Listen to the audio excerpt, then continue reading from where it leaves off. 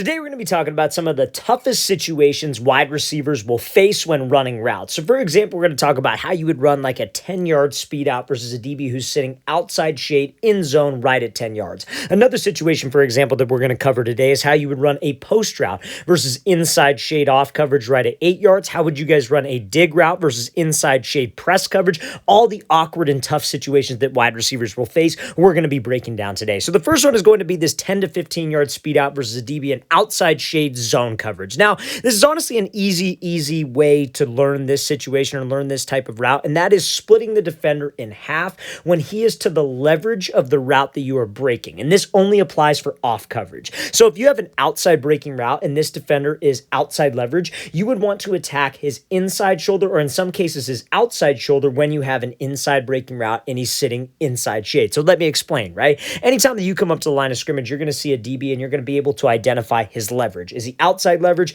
Is he head up, not really showing a leverage? Or is he inside leverage? And leverage just essentially means where he is shaded. So right now you see how this wide receiver is on like the top of the numbers. This DB is almost like shaded towards the bottom of the numbers, kind of lower bottom of the numbers. That means that he has outside shade. And the reason why he's playing that way is he's trying to prevent the outside route. So that's kind of a problem because I have to run this outside breaking route. And a lot of wide receivers are uncomfortable with this situation. So what they'll do is they'll just try to run around the DB, get to something called his blind spot, then break this thing right off. But you have to understand that this DB is taught, do not let this guy get behind him. Do not let the wide receiver get behind him and beat him to his leverage. So the second he feels you starting to run here, he's going to widen and you're not going to have any room to run this out route. So what we would have to do is we got to give my quarterback space at the top of the break by attacking his inside shoulder and inside hip. Now, when I do that, you have to do what Myers does right here. You have to push vertical and sell vertical to get that DB to open up his hips so we can at least get some kind of separation. We want to give the quarterback room, but we obviously want to get separation. Us trying to run around this guy will not do any good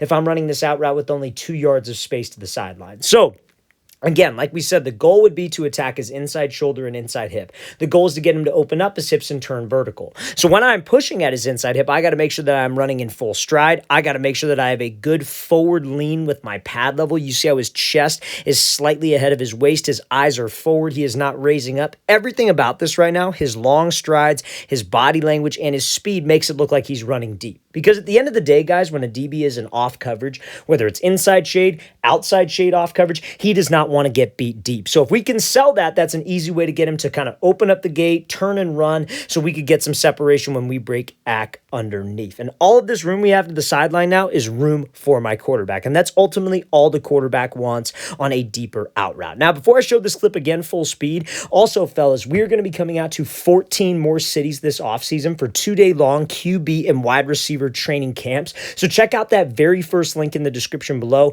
if you guys would like some more information on how you can sign up for our remaining training camps. Our Miami camp is completely sold out. Our Las Vegas camp is sold out. Charlotte camp is sold out, but we still have 11 more opportunities in Portland, Dallas, Nashville, Chicago, Buffalo, Atlanta, Houston, Philly, Detroit, Boise, and Los Angeles. So again, if you guys would like some more information, fellas, check out that very first link in the description below. It's where you can sign up, get all the information on what we'll be covering and where the camp locations are. So again, very first link in that description below. Let's get back to this video. So I'm going to play it full speed. Remember, if he is to the leverage of the route that you are breaking, if you have an outside breaking route and he's outside leverage, let's attack a shoulder. So now let's talk about this situation. We have a DB who's lined up inside shade about 7 to 8 yards off, and this wide receiver has to run a post route and at about 8 to 10 yards, right where this DB is sitting. So remember, we said that if his leverage is to the side that we are breaking to and it's off coverage, we want to attack his shoulder and hip, his opposite shoulder and hip. So where do you think this wide receiver would want to attack?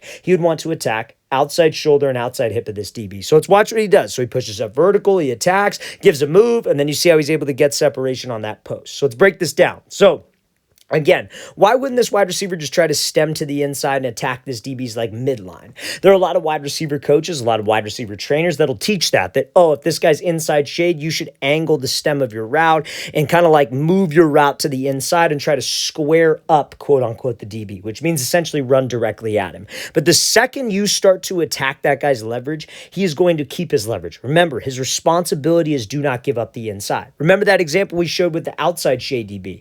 We try to run around him, him, he's going to keep that leverage. That is his responsibility. That's why it's so important to identify leverage off the line as soon as you walk up to the line. So what we do is we attack this outside shoulder. Now, if we were in the middle of the field, like 50-yard line, and we were running this route, this wide receiver could get away with just running really hard, putting his head down, having that good forward lean, good stride like the last example, and just attacking his outside shoulder and hip. Because usually when a DB's inside shade, he doesn't have any help to the inside. He wants to force you to the outside where his help is, aka the sideline, right? But that's usually when it's off man coverage. Inside shade DBs who are off, usually it's man to man, it's off man, right? So if you're pushing up vertical and you're running hard and you're doing what you need to do, usually that DB doesn't want to get beat deep and he's likely to open up the gate and we could slip under him. Now, this situation is a little bit unique. Conceptually, it's the same, but we're using a different type of move at the top of the break. This wide receiver is using a move called a rocker step. So this rocker step is like this 1-2 that he uses. He steps in the direction that he's going first.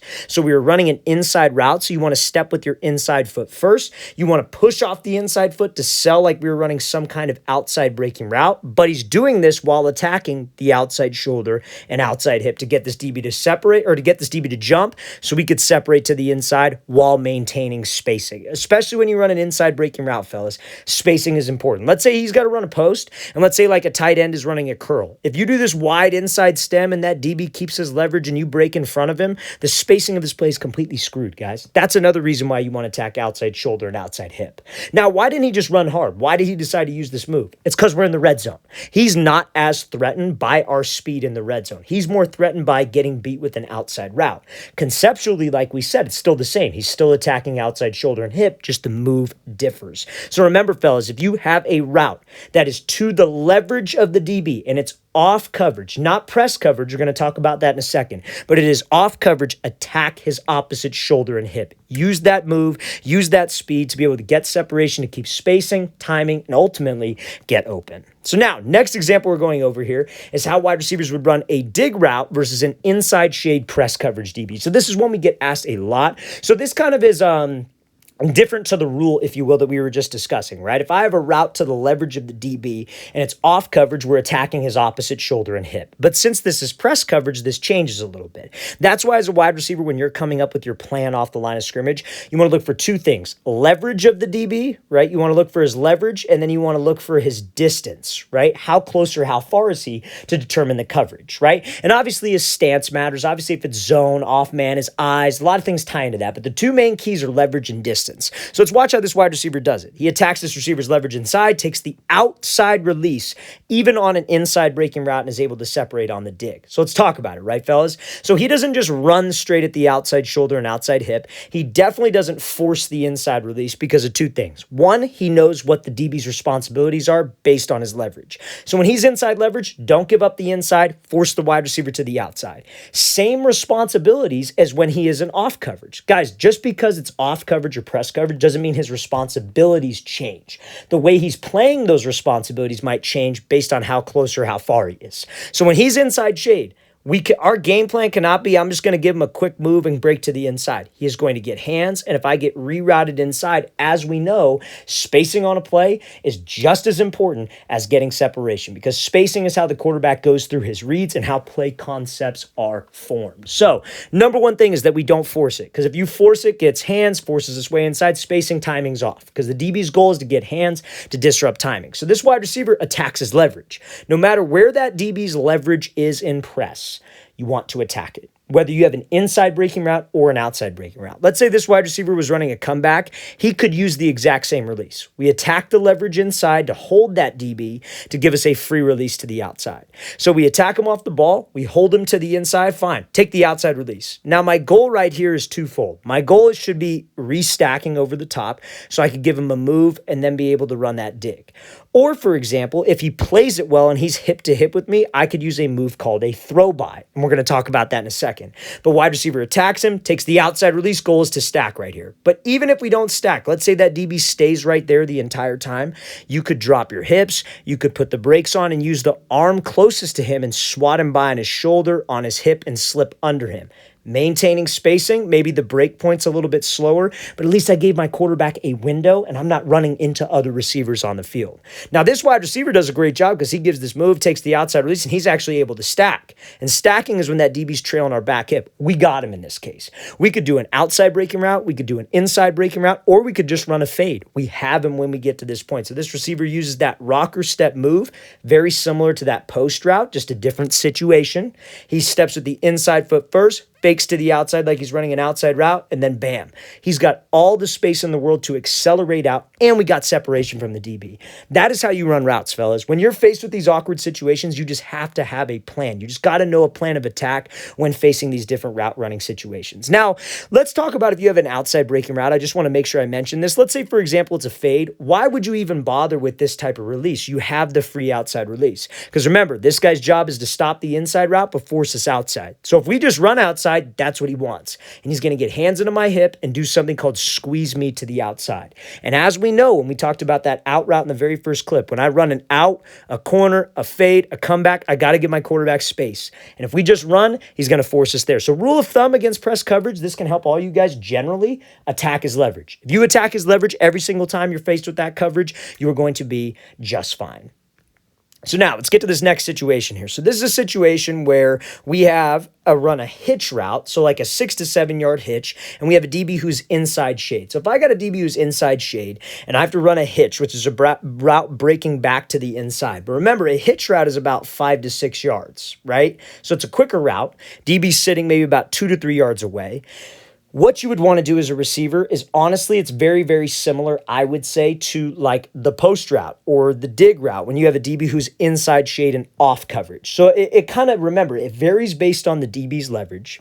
It varies based on his distance, but it also varies based on the route that I am running. So he is running a 5 to 6 yard hitch, and we have a DB who's sitting inside shade about 2 to 3. So we should not bother attacking him inside. I mean, you can attack him inside, and this receiver does a little bit, but we should not be thinking I'm going to attack him inside and then I'm going to work outside and try to stack him, right? Because it's too quick of a route.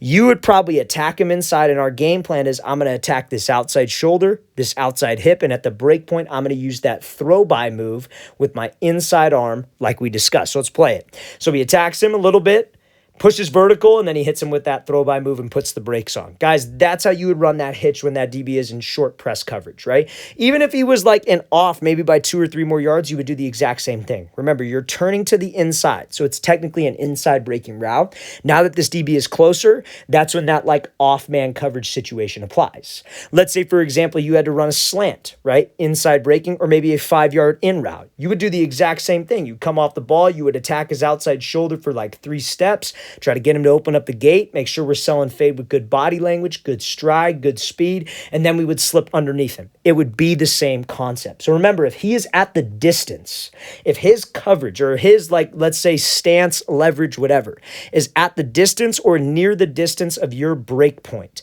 you want to attack an opposite shoulder or opposite hip, whether he's off coverage, whether he's press coverage.